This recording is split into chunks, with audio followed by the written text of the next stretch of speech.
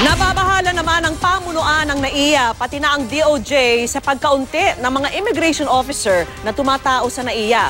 Halos sabay-sabay kasing lumiban sa trabaho ang mga immigration officer matapos tanggalan ng overtime pay.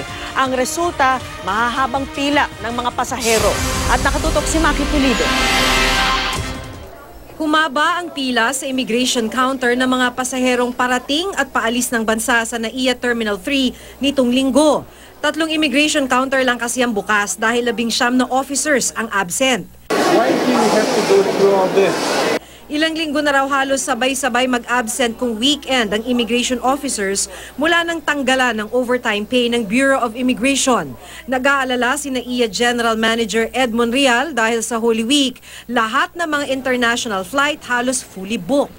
Definitely, it's a matter of concern right now. I would encourage passengers to come much earlier than the usual para they can be cleared prior to their arrival, na hindi sila nagmamadali at makaalis kaagad at hindi maiwanan. Pero mas nag-aalala si Justice Secretary Vitaliano Aguirre II. Posible na raw itong makaapekto sa national security.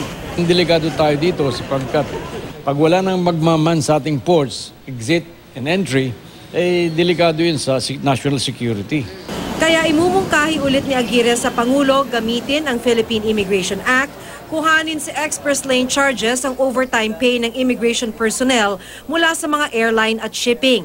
Pero noong January 1, 2017, nakasama sa mga navito ng Malacanang ang pondong ito sa 2017 General Appropriations Act. Suwestyon naman ng Department of Budget and Management magbigay na lang ng 200 million pesos. Pero hindi raw kasi sasapat yun ayon kay Secretary Aguirre. Bukod dito, ang DBM magte-training ng 200 sundalo pamalit sa hindi pumapasok na immigration officers. Ang nature ng job nila ay job orders, no?